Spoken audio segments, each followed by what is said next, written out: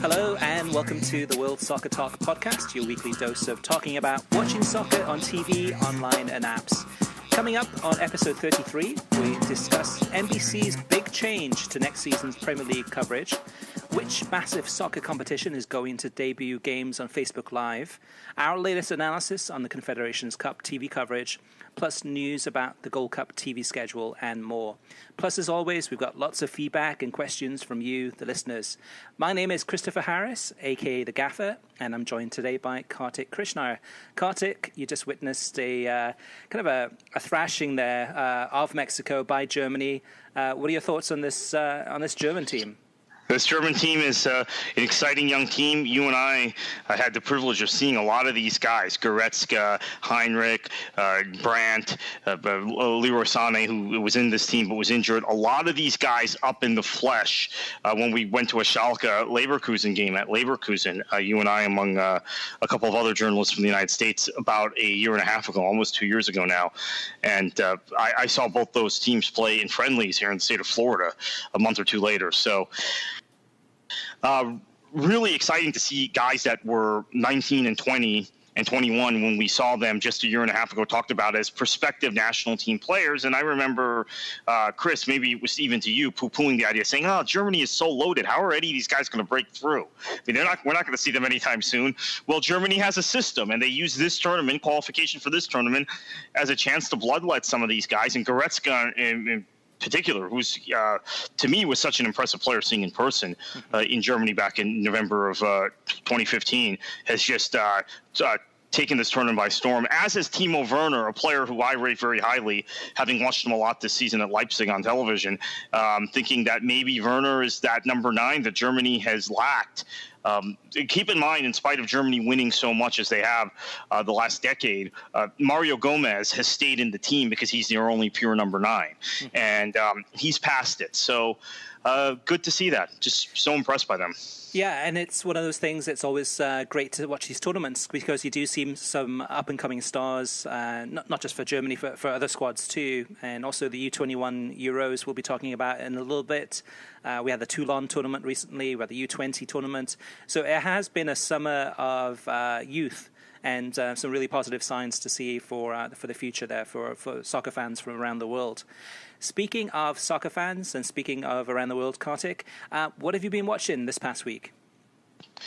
Okay, so obviously watched Confederations Cup on Thursday, whenever the games were last week, and then Saturday, Russia, Mexico, both on Fox and on Telemundo. Telemundo's coverage was stronger. Fox getting better with their Mexico coverage. I think the team of Noriega and Jones have gotten better. They're still not ideal, but they're getting there. But then after that game on Fox, Red Bull New York playing host to NYCFC in what is a big rivalry for the fans, the Hudson River Derby. I don't know that it's that big for the players, but it's getting bigger and bigger for the players. I thought Mark Followell and Tony Miola were very solid.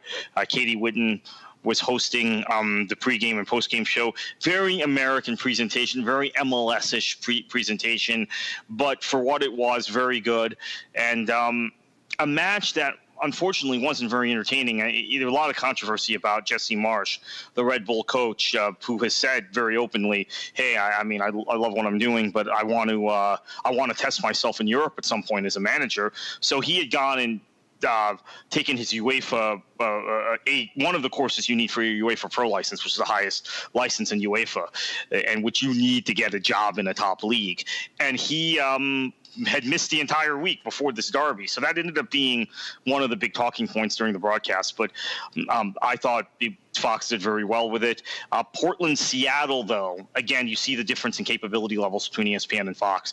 Portland-Seattle the next night on ESPN, with their entire team, Sebastian Salazar as the host. You have analysts on site in your pregame show working it. Then you've got the call from Adrian Healy and Taylor Twellman, who are outstanding and can really describe the feel of this rivalry, the ambiance, everything, and it isn't overkill. It's very, very, very, very honest presentation. You have Dempsey's late equalizer, and that becomes a big talking point. Then you have ESPN FC, 1 hour show that right after, where they're doing some highlights and transfer talk, highlights of Confederations Cup and transfer talk as well, but really are able to piggyback off of the game, bring Salazar back on and his team on site, analyze the game, break down what happened, and kind of wrap around. Again, this is ESPN having an anchor show for their soccer coverage, which Fox doesn't. If Fox had kept Fox Soccer Report, for instance, or some sort of program like that, where they're able to kind of segue from the game to other football around the world, but then work in that game and bring Taylor Twellman back on the show, bring Adrian Healy back on the show, talk about the relevance of that result, preview the U.S. Open Cup match coming up between Chicago and Cincinnati. We'll talk about that in a few minutes. That was on ESPN as well with the same two broadcasters and a fantastic job. This was actually a very big week for ESPN because then they had the U21 UEFA U21s, and keep in mind, we lament sometimes that ESPN doesn't have the rights to a lot of things, Chris, but they have the rights to UEFA international tournaments at this point, including the Nations Cup, which is going to launch in a few years. So this has been a tournament that has always gotten a lot of attention in the European press and the British press and the German press and the Spanish press, et cetera, but has never had the kind of coverage the United States, television coverage where we can really analyze it. Well, ESPN is showing the games this year on ESPNU, which is a channel which is in more homes than FS2. And I thought they were pretty good. Jonathan Yardley, who used to contribute to MLSsoccer.com, I've kind of lost track of where he's been the last year or two. It was a few years ago when he used to do a lot of stuff online for Major League Soccer. He called the game, the England-Germany game, along with Alejandro Moreno. I think Yardley had a lot of Americanized terms, but did very well. Otherwise, he knew the teams pretty well. Moreno, look, I maybe it's just honest analysis, right? But Moreno, I think, in his analysis tended to really drool over everything Germany was doing and didn't have much regard for anything England was doing. And again, Germany kept the ball. They have better technical footballers. Their shape is better. I mean, all that stuff is true. But then at the same time, you have to admire an English team that's able to smash and grab and create a lot of chances that way. Right. That is a legitimate way of playing football against a side that is better than you from a technical standpoint and from a talent standpoint. Alejandro Moreno, who I think reflected a certain bias towards Germany in this match. Mm-hmm. But then again, if you or I are the co-commentator for a match like that, Chris, we might be the same way because Germany clearly was a better team. Yep. But I do think he was pretty biased, though. Oh, absolutely, absolutely. It was a little bit annoying listening to the commentary because you saw that Germany was the better team. You saw that England, like you said, on the break were actually very dangerous. And England had, I think 2 or 3 penalty calls in the first half that could have easily gone their way.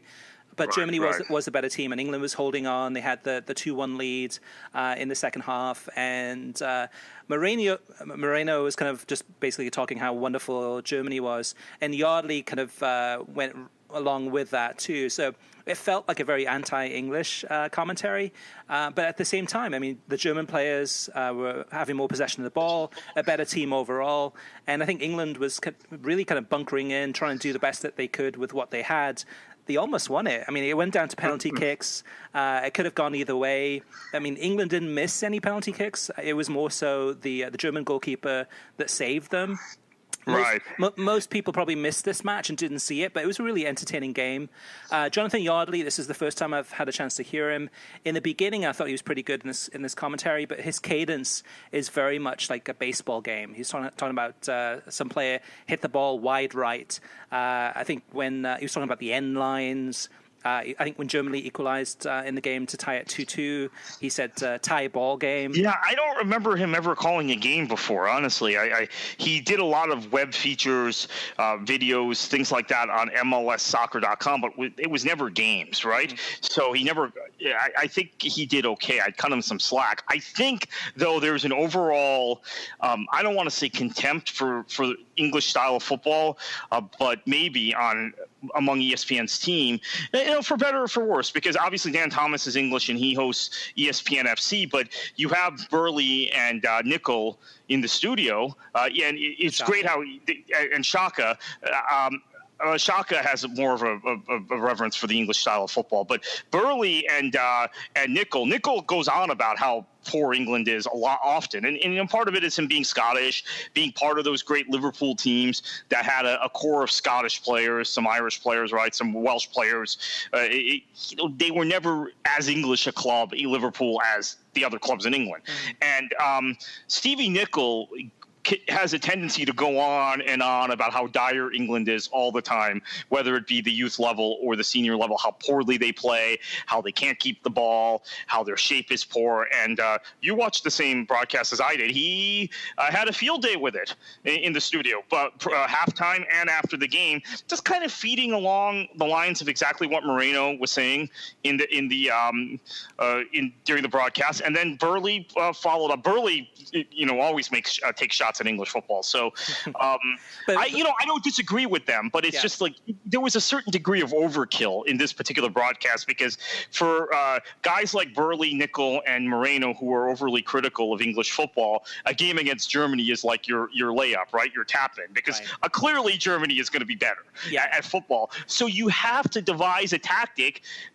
conceding the other team is better than you, to keep yourself competitive. And I felt like A.D. Boothroyd did that, and they didn't give him enough credit. Yeah, and you look at Toulon, you look at the U20 World Cup. So from the youth level, England's won both of those tournaments. In the semi-final here, they almost made it through to the final, lost on penalty kicks. And again, it was more the German goalkeeper making some great saves to keep him in the game. So England's tactics almost worked. But on the day, you're right, Kartik, Germany is a machine. We've seen this at the U21 level this week. We saw this against Mexico. They are a well-drilled team and a very good, difficult team to beat. So when you do have those tactics where you're parking the bus, really, which is what England was doing with about 30 minutes to go in the game against Germany, I'm okay with that. I mean, they were trying to see if they could figure out a way to just have Germany keep possession and just let them pass the ball around. At the end of the day, it didn't work. But yeah, Moreno definitely seemed to be a very anti-English, pro-MLS bias. I mean, and this is not the first time this has happened from him. I'm not a big fan at all of him, but it is what it is. That's the way he is. Then after that, watch Spain, Italy on the U21. Sebastian Salazar was very good. He's actually been improving ever since he got to ESPN. Another example of a guy who's a broadcaster whose game has been stepped up since going to ESPN. He was pretty solid. I just felt like the game itself was poor. Herculez Gomez wasn't given a lot to say, because you had a situation where Spain were so dominant and Italy were playing so negatively that there wasn't much analysis to be had. I guess Herc Gomez had a good outing, but there wasn't a whole lot to this. So that was another ESPN broadcast, and then another ESPN broadcast in the U.S. Open Cup on Wednesday night was a match they added, because Cincinnati, along with maybe Chattanooga and a few others, are the story now in U.S. soccer. FC Cincinnati got to host a U.S. Open Cup match against Chicago. Great move by ESPN adding it. Great move by ESPN moving it from ESPN2 to ESPN after adding it. And this was a really good broadcast with a great atmosphere. Shows you the potential of this tournament, the U.S. Open Cup, particularly when it's being broadcast at a high level by ESPN with Healy and Twellman on site. And it also shows you the potential of Cincinnati as an MLS market and what they can bring to the league. And I'm very happy for them, and I'm happy that they got the result too, and they move on to the next round. But that was a great broadcast. Now, today, I think you and I have both watched Germany-Mexico. I get the sense Fox is getting better. I know there are a lot of people who are fans of Fox, don't like this podcast, don't like what we have to say, but I get the sense they're listening to us, because it seems some of the things we used to complain about, they're getting right. Mm-hmm. So today, I felt like they were able to use their studio team to understand the tactics and talk about the mentality of both teams and the psychological aspects of the game in a way that they haven't in a big game that has been on Fox before. And I thought Lawless was particularly good today compared to his normal standard. He talked about Germany understanding the moment and understanding the mentally with a team like Mexico with their mental fragility. If you get all over them early, they're never going to recover, and that's what happened. He called that in the pregame that could happen, and it happened. And I think Ian Wright has brought a lot to this Fox studio team. And I have to say, I started the beginning of this tournament I was watching on Telemundo. I've gradually switched to Fox because they have up their game. Mariano Rivera, I'm still not in love with Fiore being in that studio. I understand it, but I'm not necessarily in love with it. But I think they were good today. And then when you go to the team in Russia, and I'd love to hear your thoughts on this. I think we missed Hiddink today, which is too bad. But I think when Hiddink and Winalda are paired together, and Kate Abdo was asking the questions, she's getting a lot out of them. So while the presentation style and the production, the style of production, the style of presentation, and certainly the intros and outros are very different than ESPN, and maybe it's something people like you and I are less comfortable with. Maybe we've just grown accustomed to the way ESPN presents major tournaments. I really think Fox is growing throughout this tournament. Now, I would put the caveat on this because I wrote an article about this on World Soccer Talk earlier this week, Chris. I think a big part of it is the U.S. not being in this tournament. And I think once the U.S. is back in the mix, they get back to being clownish Fox.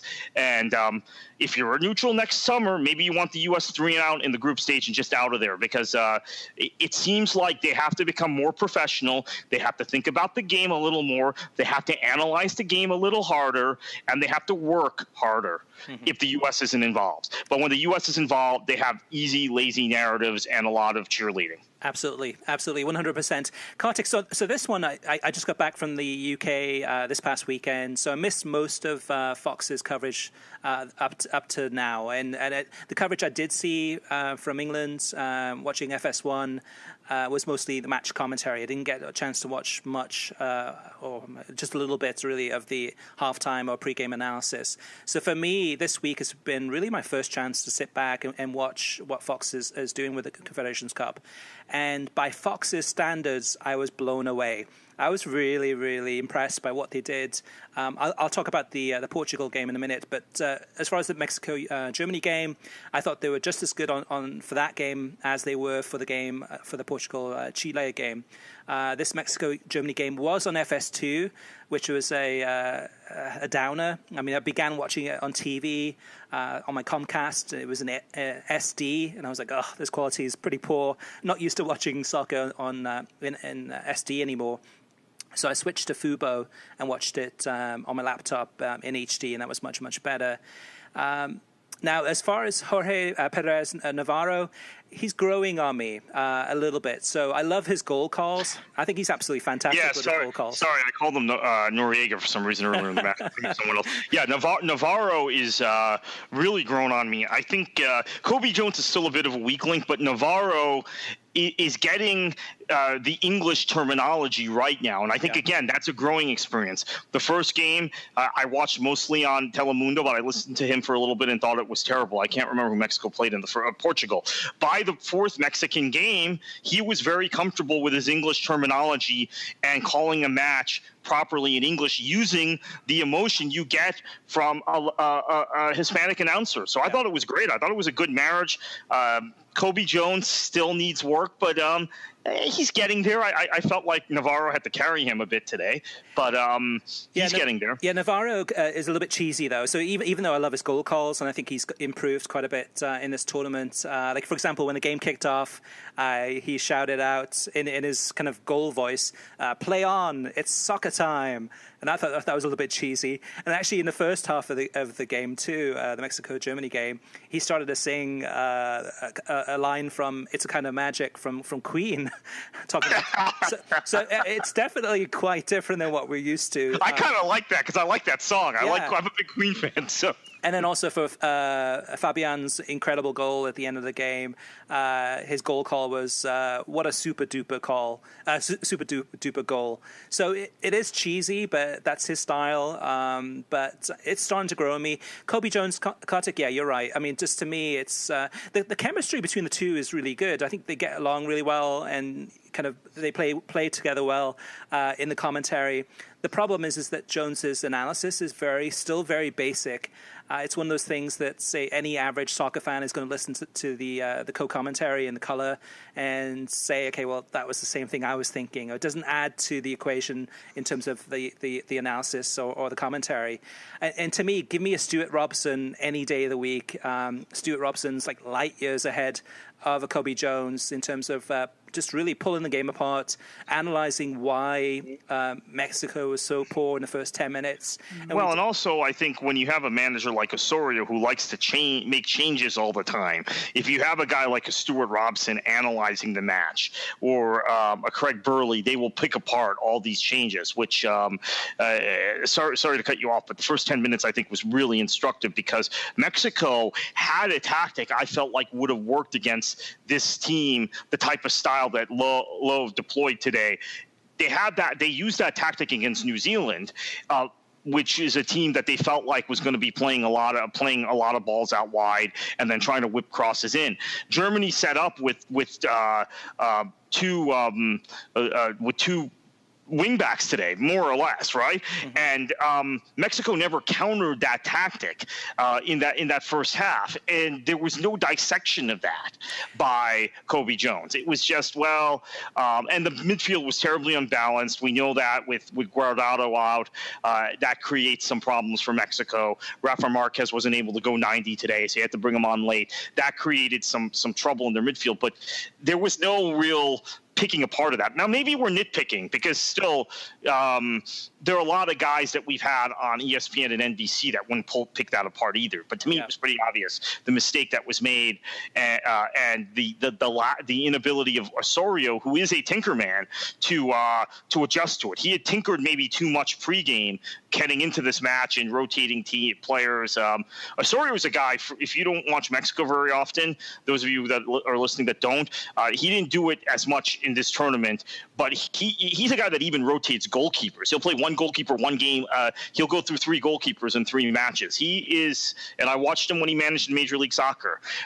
He is a tinkerer par excellence, and sometimes that works in major tournaments because the guys have so much rest, so little rest, and you keep guys fresh. But at the same time, it confuses people when you come up against a superior opponent. And Mexico now has, for the second straight major tournament under him, looked very good until they hit that really good team, Chile last year and Germany this year, and then have just been torn apart.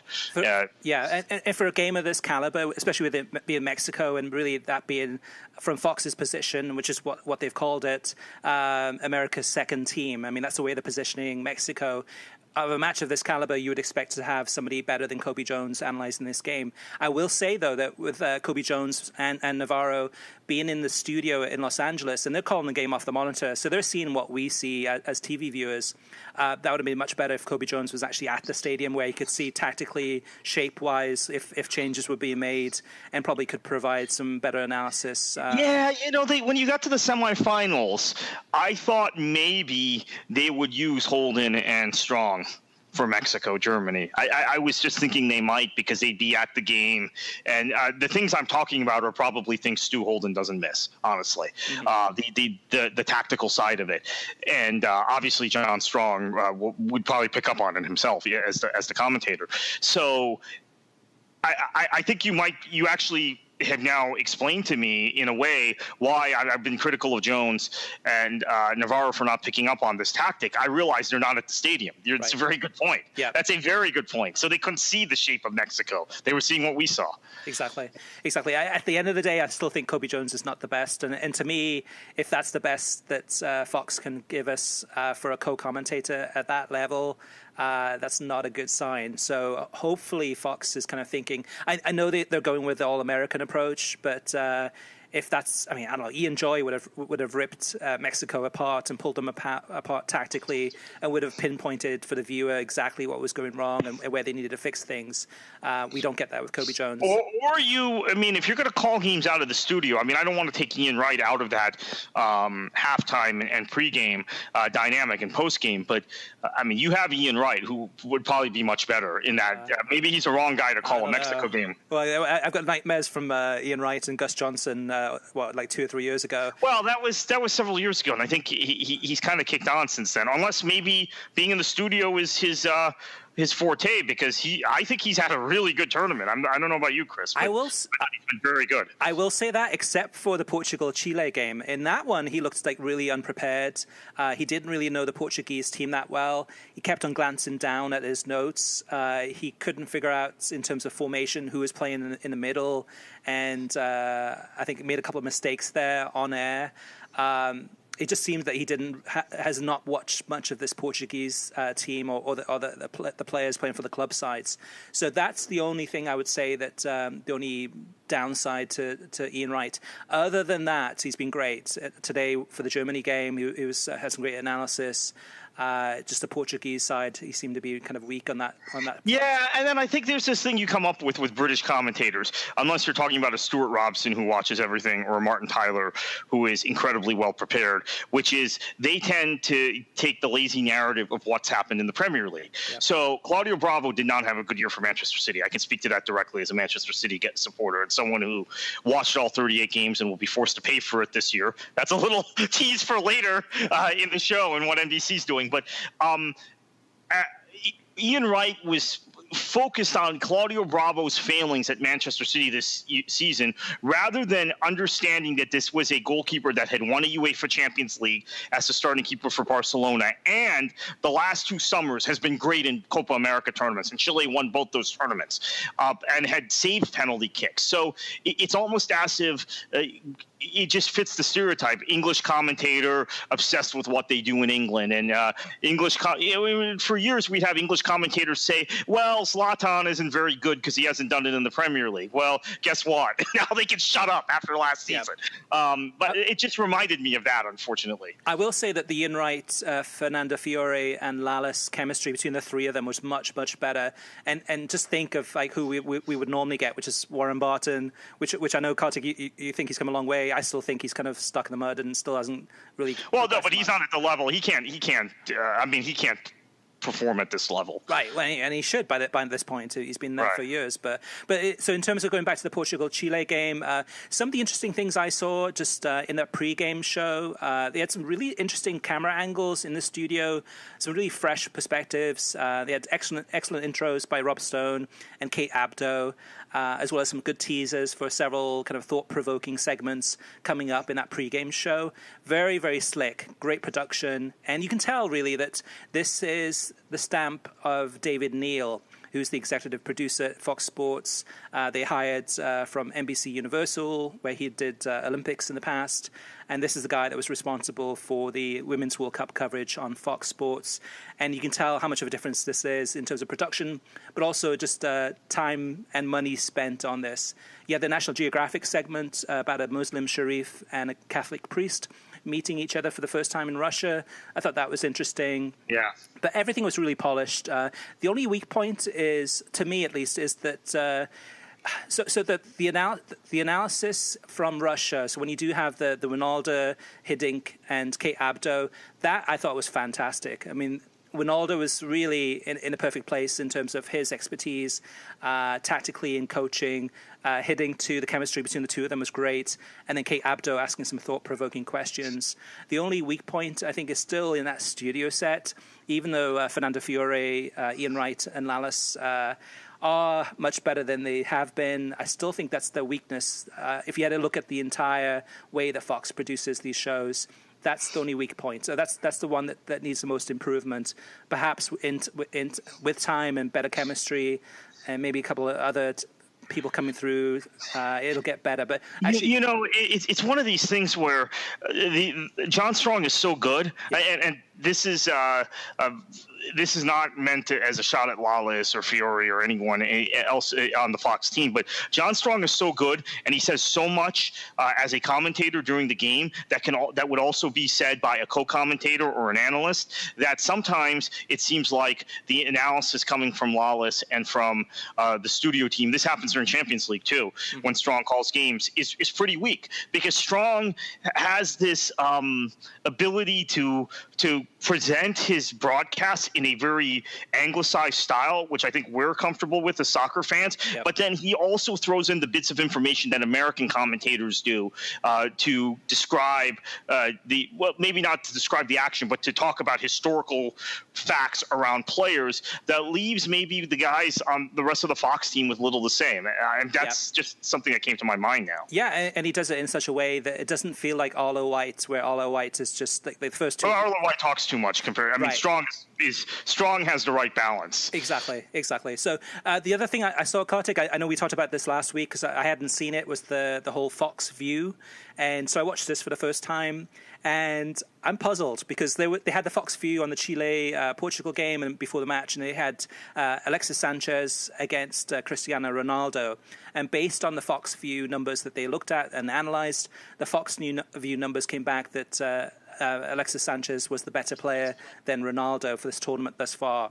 And that's based on the number of times that they've been able to bypass a player, in addition to number of assists and number of goals. And for me, that's, they're both world-class players, but what does that prove? I mean, to me, Ronaldo's still a better player, but based on those stats, perhaps Sanchez contributes more. But I just didn't. I didn't get much from that. To me, that showed more of a fault in the Fox View analysis, where looking at those numbers, it looks like Sanchez is a better player, but he's not a better player than Ronaldo. But yeah, so a couple thoughts here.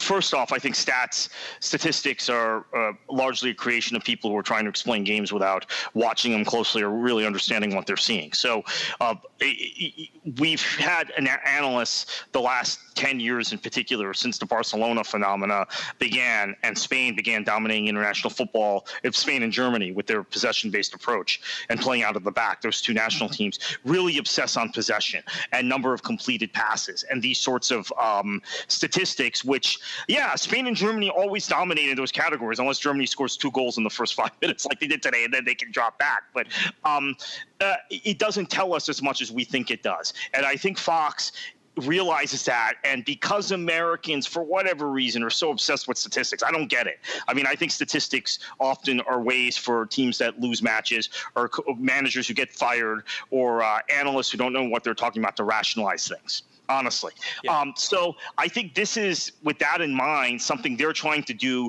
to add another layer to where we can analyze the quality of player. That having been said, I watched the same thing as you did yesterday.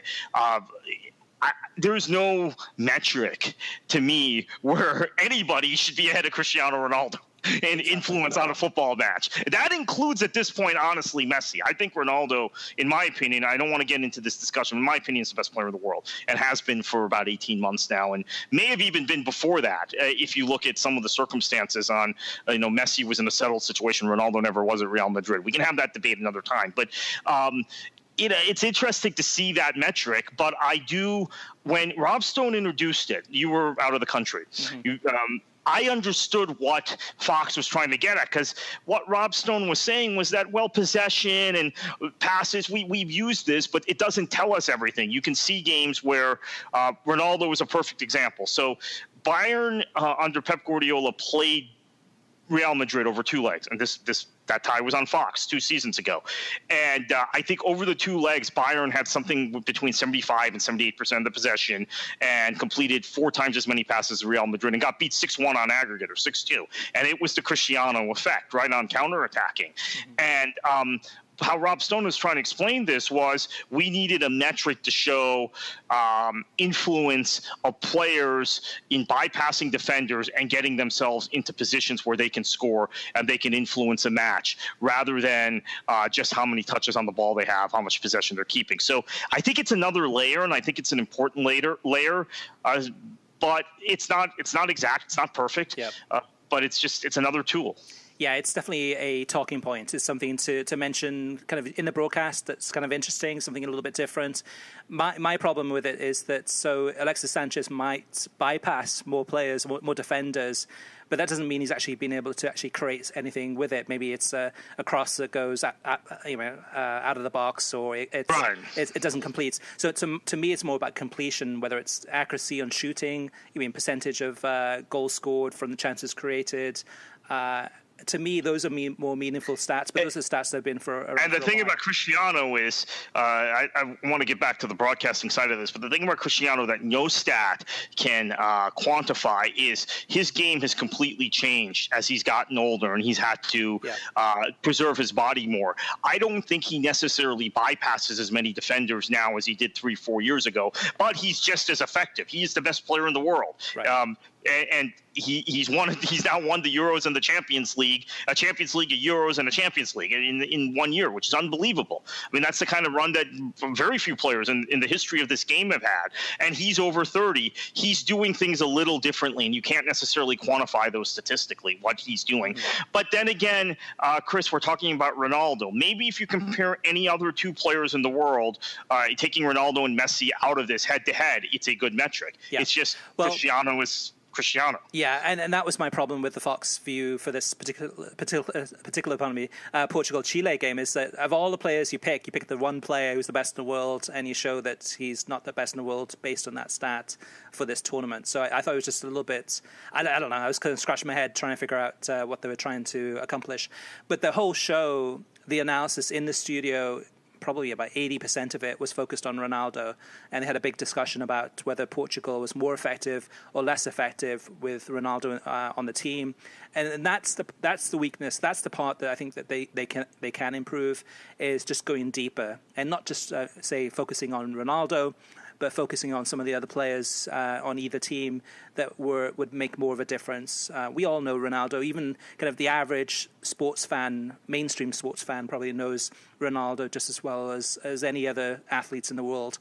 But that's the part I think that Fox can improve on, is not going for the mainstream, but just going kind of a little bit deeper, going the NBC route in terms of focusing on something that we're going to learn from, or an interesting observation.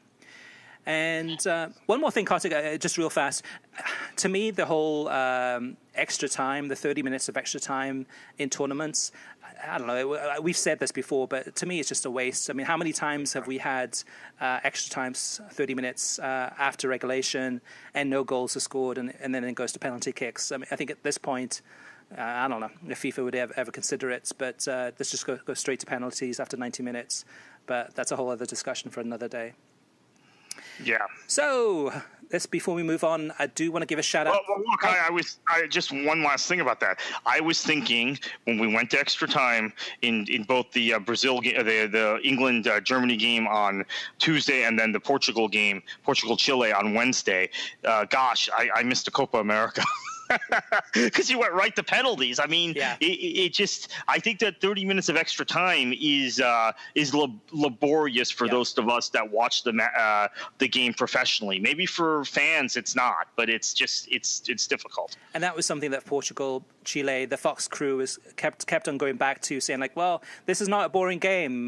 This is really exciting. And yes, it was an exciting game, but it just felt very long. It just seemed to go on and on and on. And there were moments of brilliance, but for the most part, it was a pretty dull game at times. Not. Yeah, I mean, Lawless was harping on about this isn't your typical 0-0, and he's right. But I felt like he was having to justify the extra time and then the penalties by saying that. I think it considered. He wasn't wrong, but I think that's again. And you know what? I do the same thing, because when you're talking to non-soccer fans and they see a scoreline like that, they get after you. So I think Lawless was thinking the same thing. You know, I better just get out in front of this and defend this match before the Fox guys who come on after, who are NFL guys or NBA guys or whatever, rip, we're just on this network, we just had a 0-0 game. Who wants to watch that type of thing? And Fiore did the same thing after that game. And also, even today, on today's Mexico-Germany broadcast, he was kind of mentioning yesterday's game. It wasn't boring, just trying to defend it.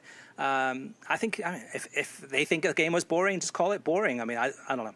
That's another story. All right, so a shout out to our sponsor, and that's SeatGeek. Buying tickets to sports and concerts can be complicated, but there is a better, simpler way to buy, and that's with SeatGeek. SeatGeek is the smartest, easiest way to get tickets to live events, and with SeatGeek's seamless mobile experience, you can buy and sell tickets in just 2 taps. SeatGeek helps you find the best seats at the best prices, fully guaranteed. There's nothing quite like seeing your favorite team or musician in person, and SeatGeek will get you closer to the action for a great value.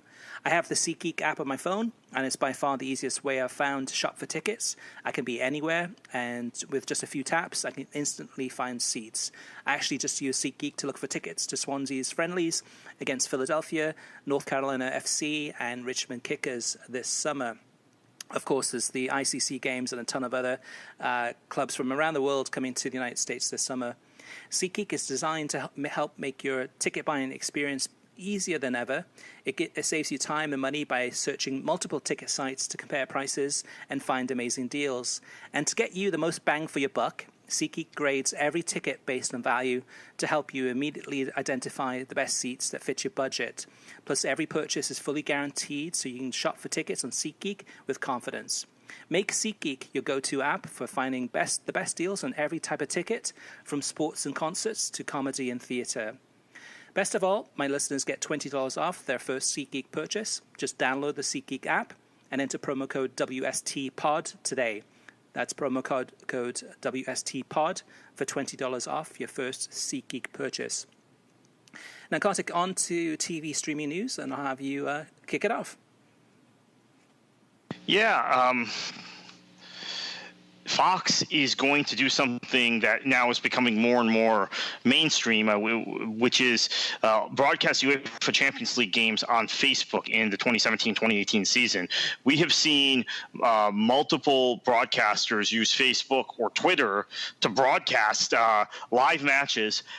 This trend began with Liga MX with Facebook in March, and then we see some NASL games on Twitter and PGA Tour events. Actually, if you want to watch a golf tournament right now, since we're recording this on a Thursday, you can go to Twitter and you'll watch whatever the tour event is this week live, and then MLS with Facebook, and now Fox with the Champions League in Fox's last season of covering the UEFA Champions League. So let's see if this continues with Turner after this.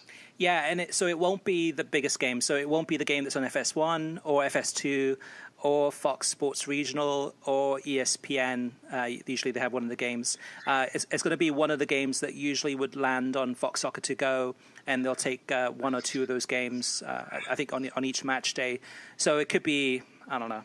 I was going to say Rubin Kazan, but it could be a lesser team, but still it could be an entertaining match and something worth watching, and just another way to help grow soccer and help grow Fox Sports and the UEFA Champions League. Now, Kartik, I know this will be news that you'll be happy about. NBC Sports has launched a new F2 Freestylers digital series starring F2. It's called Forces in Football, and it reviews and dissects some of the craziest and most breathtaking goals in recent EPL and FA Cup history, whether it's a stoppage time winner, a penalty kick, or just a great overhead bicycle kick. And in each episode, the hosts, who are Billy Wingrove and Jeremy Lynch, they will break down the goals and highlights and highlight the moments leading up to the goal and the celebrations following these game-changing moments. The 12-video series will consist of 6 videos highlighting EPL goals, and you can find those on NBCSports.com. And then they'll have 6 videos of FA Cup goals appearing on F2's YouTube channel. It's interesting that they're doing the EPL and FA Cup, even though NBC doesn't have the rights to the FA Cup. But maybe this is a kind of a gentle push, and maybe something to try to influence the FA and try to get in their good graces, perhaps. Perhaps, yeah, and I'm excited to see more of the F2 Freestylers. I'm big fans of theirs, as you know. Fox Sports, Chris, has eliminated 20 writing and editing positions in Los Angeles and will replace them with similar jobs in video production editing, and promotion. Now, we've seen FoxSports.com and FoxSoccer.com, which is just really the soccer site for Fox Sports. They've maintained the URL and some of the Fox Soccer branding on it. Go from heavy written content and even featuring the likes of Patty Barclay and Amy Lawrence and Jonathan Wilson and others. I had Jonathan Wilson on the tip of my tongue when you said that. Very, very good. You're reading my mind. To more video-heavy content, and they're going to continue that. It's unfortunate, but I have to admit that I don't really go to Fox Soccer for soccer news. So Jamie Horowitz said and he oversees Fox Sports cable networks and online operations. He said in the memo to Fox employees, creating compelling sports video content is what we do best at Fox Sports. We will be shifting our resources and business model away from written content and instead focus on our fans' growing appetite for premium video access across all our platforms. I understand that. I think that if you look at what ESPN has been able to do with the ESPN FC website, they've been able to balance the two, where they have a lot of good video content, but they also have some of the best written articles, particularly Gab Marcotti's stuff that they have online.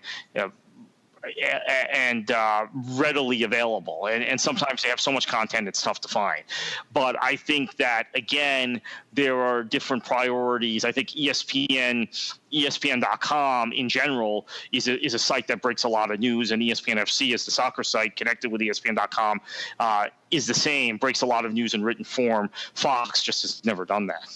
In other news, in any sports. In other news, beginning in July, DirecTV now is dropping support for the Safari and Internet Explorer browsers.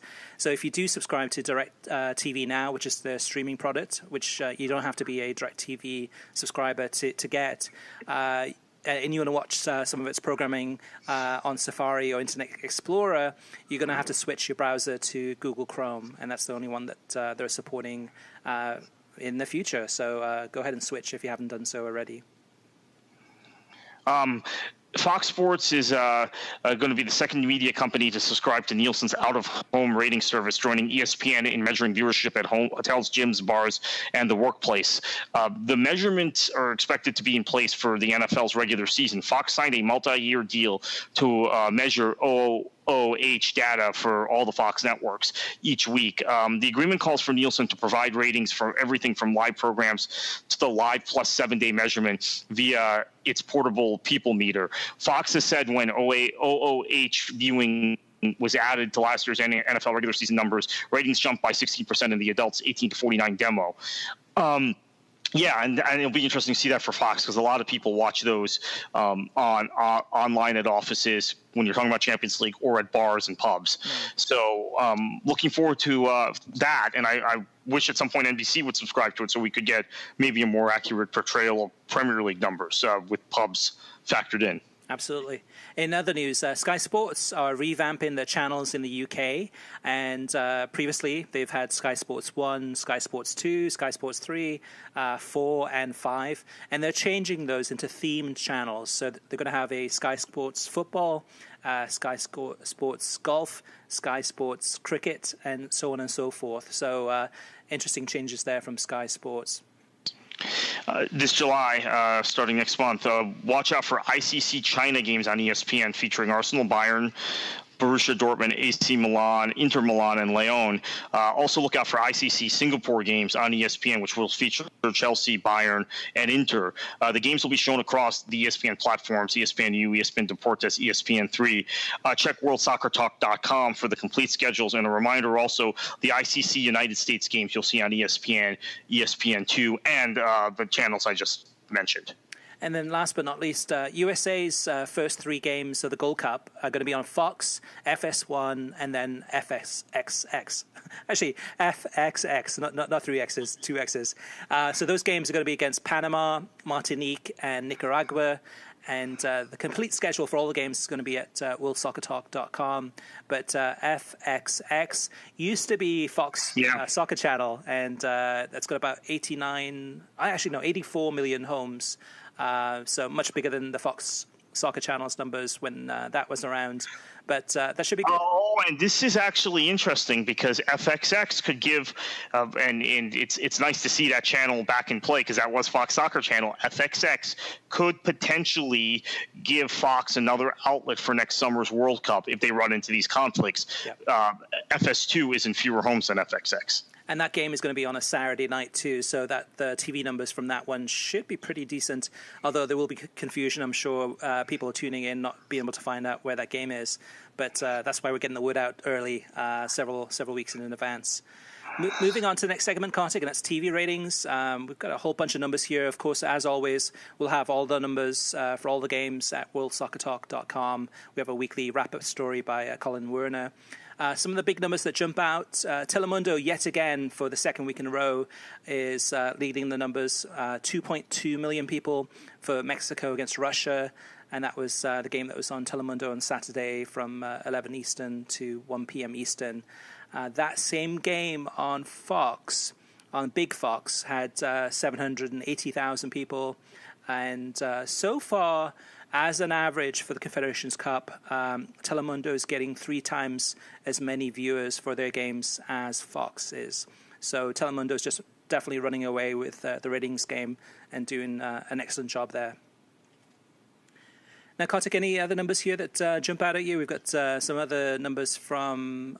We've got some numbers from MLS. And not really. I mean, I thought that the 467 for the New York Derby wasn't great on it being on Fox. The numbers for Fox over-the-air games have been down this year for MLS. It wasn't terrible. It wasn't great.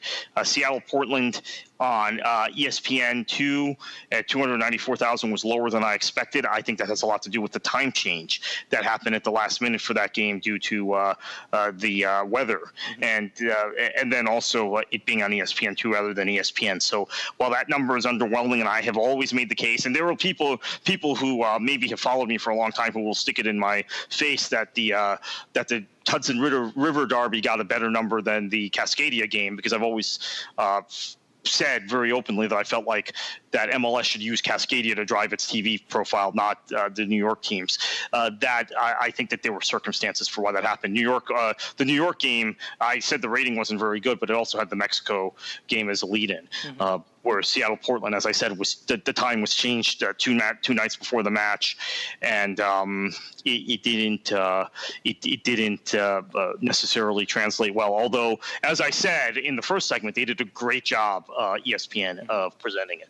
Although, yeah, and that one was a late kickoff for East Coast too, so 10 p.m. Eastern. Right, and as I said, it wasn't supposed to be at that time. It was supposed to be 6 or 7 Eastern. Yeah, or even earlier than that, I think. But anyway, it was a big change there.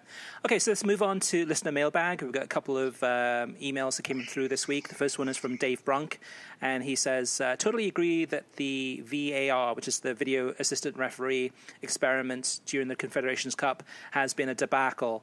I agree with you, Gaffer, that this is how it will be. If this is how it will be, I no longer want it.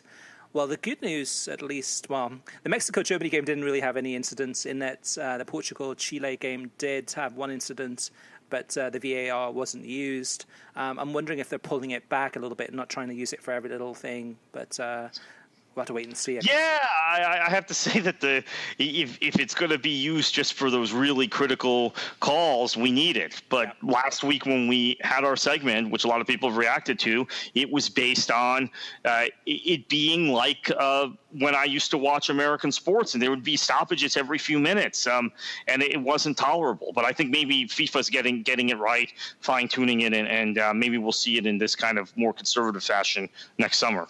And then Scott from McAllen, Texas, says, in regards to VAR, he says, I like VAR in a very limited aspects. Reviewing every goal, absolutely not. I was watching Mexico against Russia with my wife and watched a goal get waved off because of an obvious offside that should have been called before the goal. The refs, at least in this tournament, seem to get lazy on offside calls. People may argue this, but it seems to me that refs usually are pretty good about getting offside calls correctly.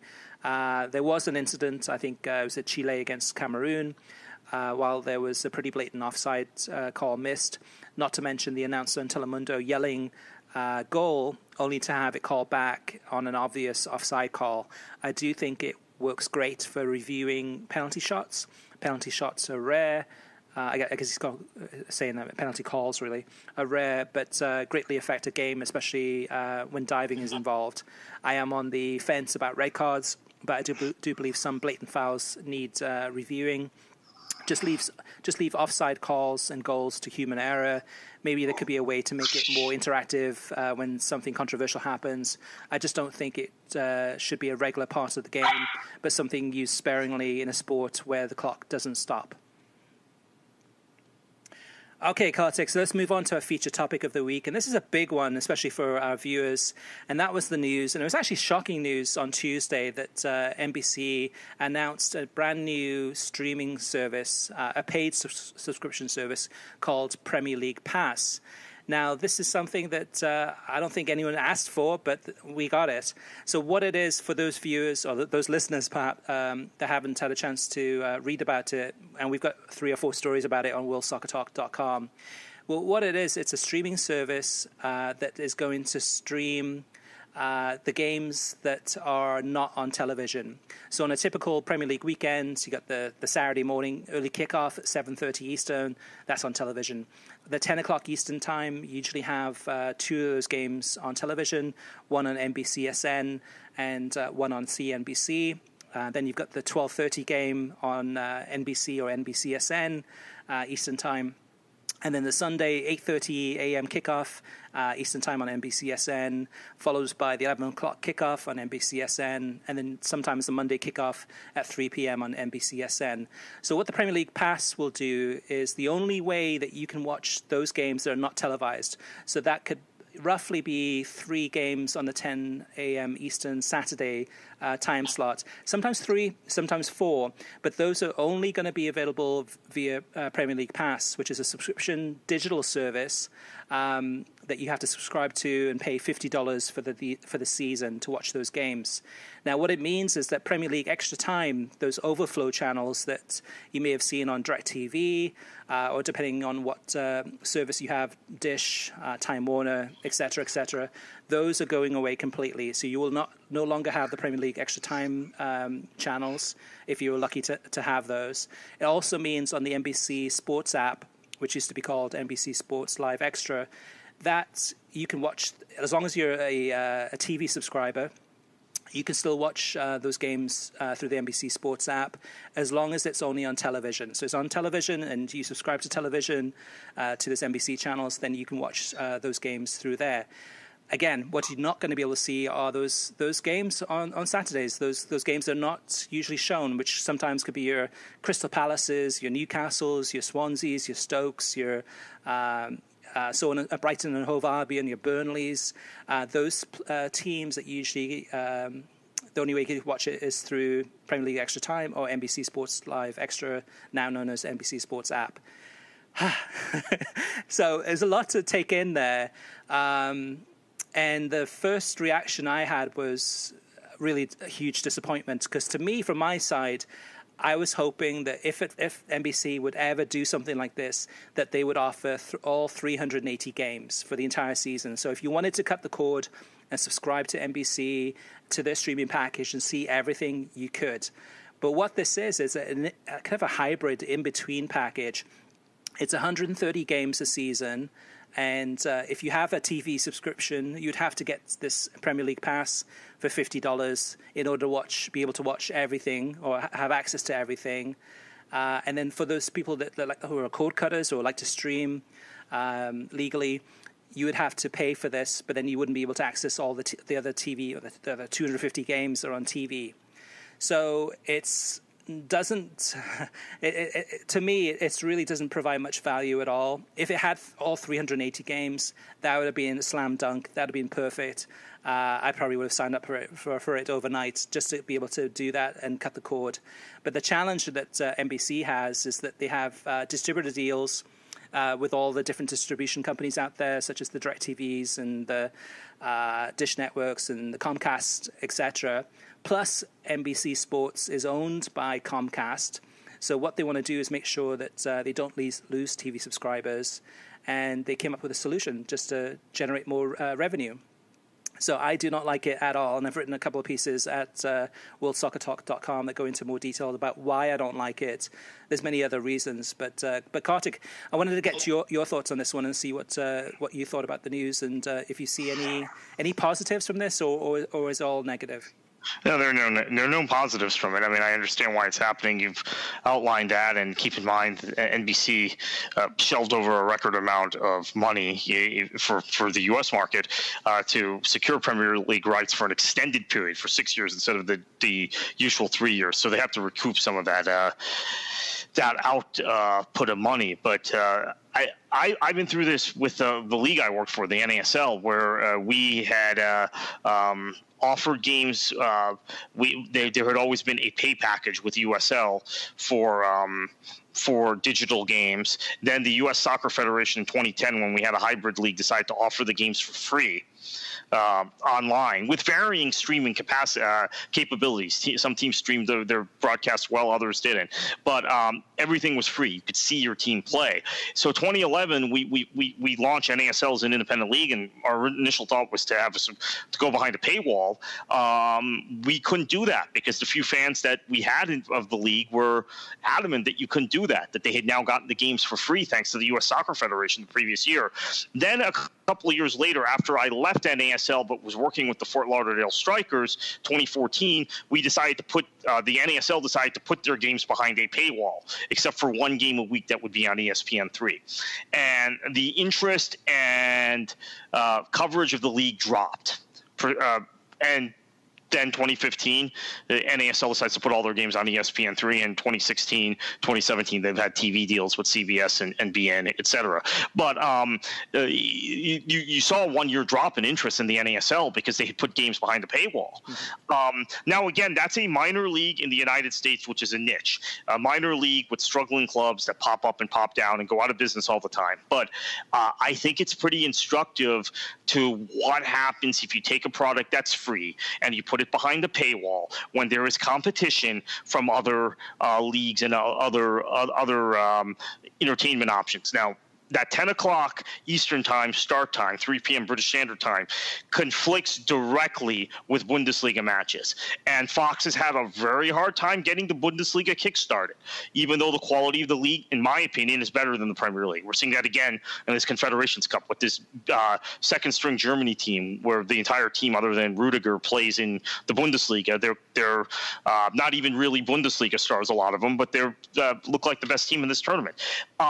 This may give Fox the opening to get more eyeballs on their games on FS1 and FS2, because the people who channel surf who are Premier League fans would go from NBCSN to CNBC to Extra Time 1 to Extra Time 2, 491, 492, 493 on DirecTV. Now they might go 220 to 355, that's SN to CNBC, to 219. It's just a channel down from 220. That's FS1. They'll be showing a Bundesliga game. FS2 showing a Bundesliga game, I think. And then now we've seen earlier start times for big matches in Spain this past season than we ever did before. Maybe there are Spanish games you want to watch on BN, or maybe you're a subscriber to Sling or Fubo and you're just going to fire that up and watch whatever other league.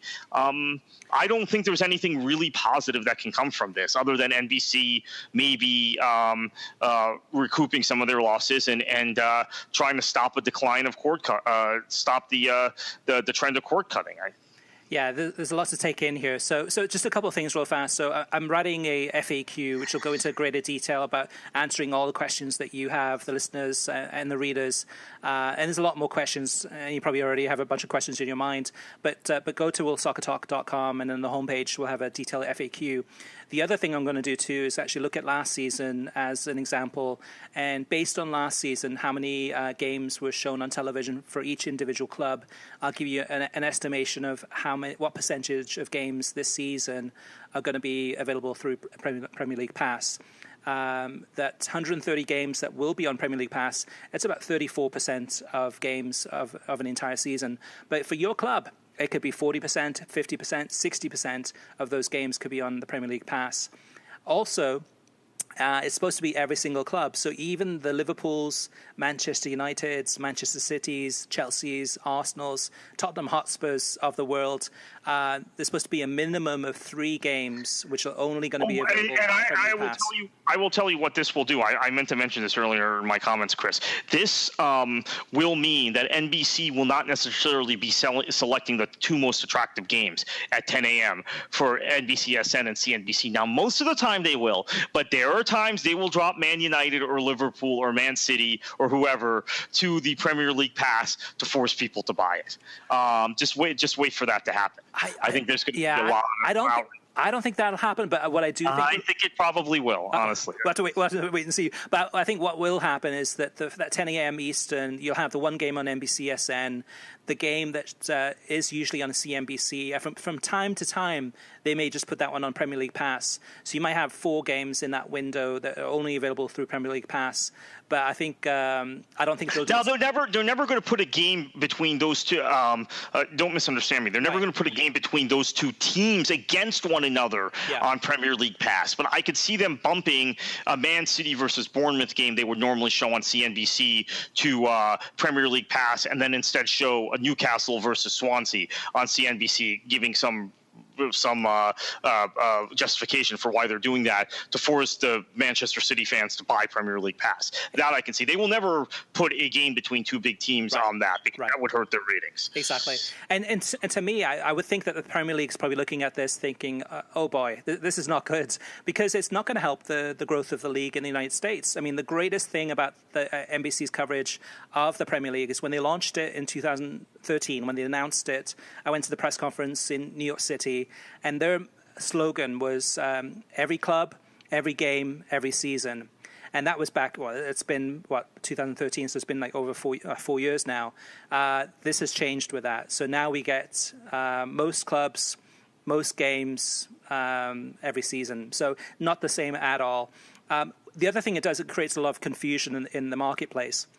So for the average sports fan or a mainstream sports fan who's interested in soccer, maybe watch the Confederations Cup, maybe watch the Gold Cup, maybe watch some of the ICC games, and wants to get into Premier League football and to learn about the different clubs and which clubs they should support, this adds a brick wall. It adds a paywall to that process. So if you get into, that fan becomes an Everton fan, and then he or she finds out that Everton game is only available via Premier League Pass, and they're not bought in yet to the Premier League or to the Everton Football Club.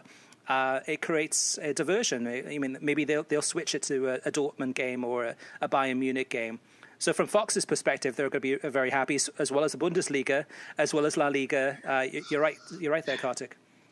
Yeah, and let me also point out that NBC has been sporadic. We've talked about this repeatedly on this show about three to 4 months ago. Sporadic in their presentation of Match of the Day, which was trying to find its niche. What's Match of the Day's role in this country? Because it has a lore in the UK, not just because it's a traditional program on the BBC, but also because you don't get many games on television there.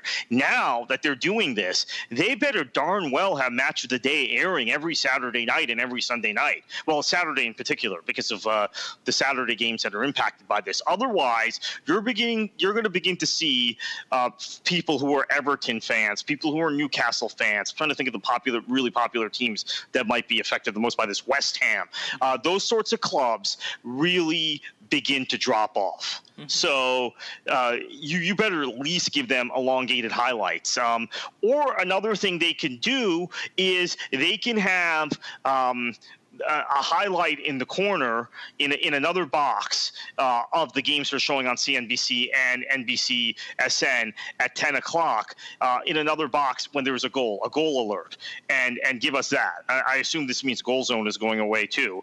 The NBC, not Goal Zone, the Goal Rush program is going away as well. So maybe they can do that. They have to do something. I think maybe NBC was surprised by the outrage about this. I think so too. And it's not over. I mean, the season hasn't started yet. It starts August 12th. Any listeners that are outraged by this, just as you and I are, Kartik, I encourage them to contact NBC Sports either through their website or through social media and just voice their opinion. If you're not happy with it, just let them know that you're not happy with it. Let me give you another thing here. A lot of our listeners listeners may not be aware of this. I mean, we bag on Fox a lot on this program, but Fox, at least in their Bundesliga coverage, they're not showing us as much of the league as we'd like and bumping it to FS2 a lot, etc. But if I want to see highlights from a Bundesliga game, I can find them online very easily at Fox's site. Yep. And pretty quickly after the games are over, they cut the highlights quickly. I think they get a package from the Bundesliga, but still, you can't. That's not available for the Premier League. So we could be in a position where the Bundesliga is more accessible in some regards. Oh, for sure. I mean, with Fox Soccer To Go, which is just rebranded to Fox Soccer Match Pass. Yeah, Match Pass. That one offers all of the Bundesliga games. So if you subscribe to that, you don't miss a single game. You can't get that with the Premier League anymore. And that's the confusion too. The confusion angle is that every single week in the past 4 years, you would have known, okay, I don't have to worry about kind of searching to see when Everton plays or West Ham plays or Swansea plays, whoever it is. I know for sure that it's going to be on sometimes it'll be on television, sometimes it's not, but I can go to NBC Sports app and watch it and cast it to my television set or watch it on laptop, smartphone, Roku, Apple, you name it. That's not the case anymore. You're going to have to look at those schedules every single week and see, okay, is this on Premier League Pass? And if it's on Premier League Pass, what's going to happen? And I think really, which is horrible, but I think what's going to happen is that there's going to be a lot of people going to illegal streams and it's just say, you know what, it's not worth $50 for the entire season. My team, say Everton, is going to be on there, 7 or 8 times. I'm just going to illegally stream those games on those days, rather than having a Premier League Pass where the majority of games are not going to involve Everton in those matches. So it doesn't help the situation at all. If anything, it makes it a lot worse. The other thing it hurts too, Kartik, is, I mean, we've seen this so many times that NBC would really kind of hype up the 10 a.m. Eastern game on a Saturday and say it was Man City against Stoke City or something like that. And we watch the game. Well, this would be different for you, Kartik, but I'm watching this game and I'm like, this is a dud. This is kind of boring. Nothing's really happening in this one.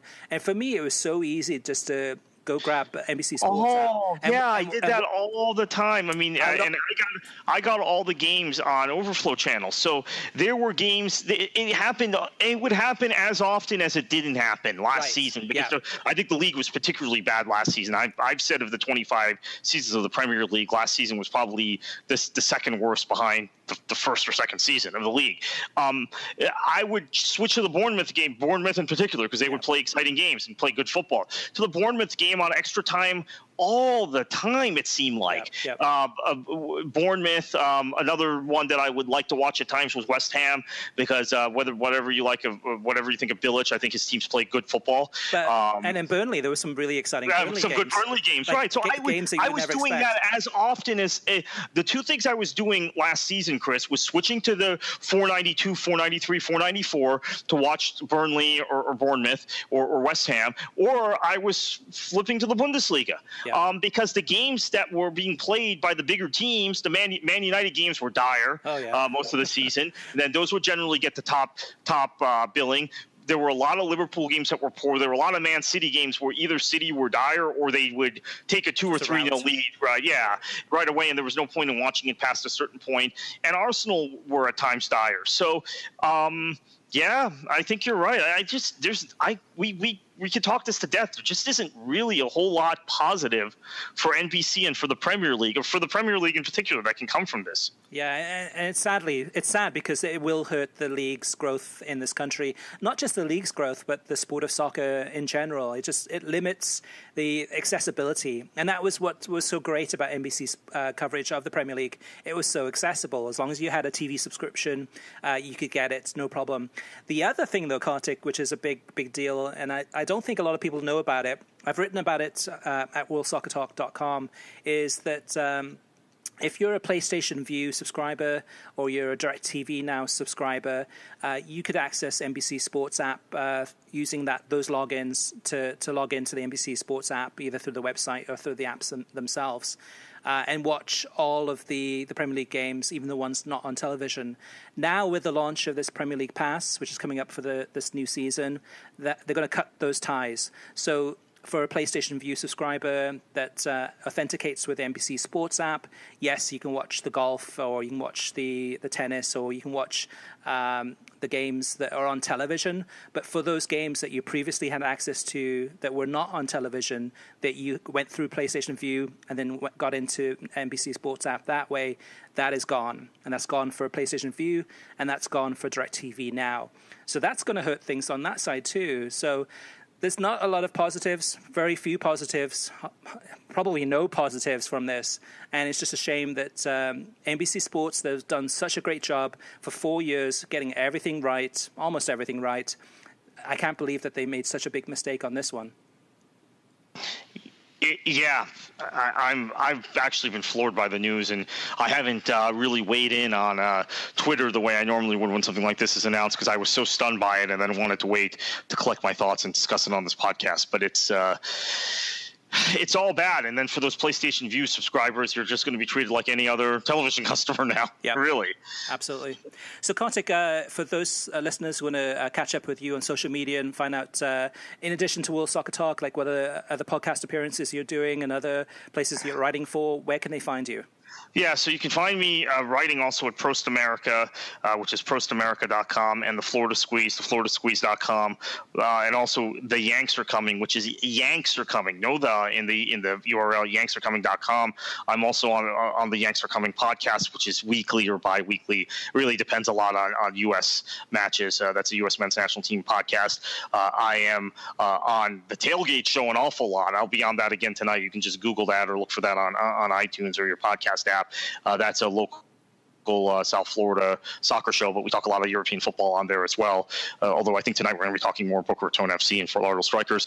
And I end up being on Daniel Feuerstein's show, Feuerstein's Fire, an awful lot to talk about generally the U.S. men's national team and some of these TV things. And Daniel is going to have me on this Monday to talk about this NBC development. So I think maybe I've given him nothing left to talk about with this, but everybody's kind of up in arms about it. Yeah. So that among other things, that you can find me on Twitter at KKFLA737.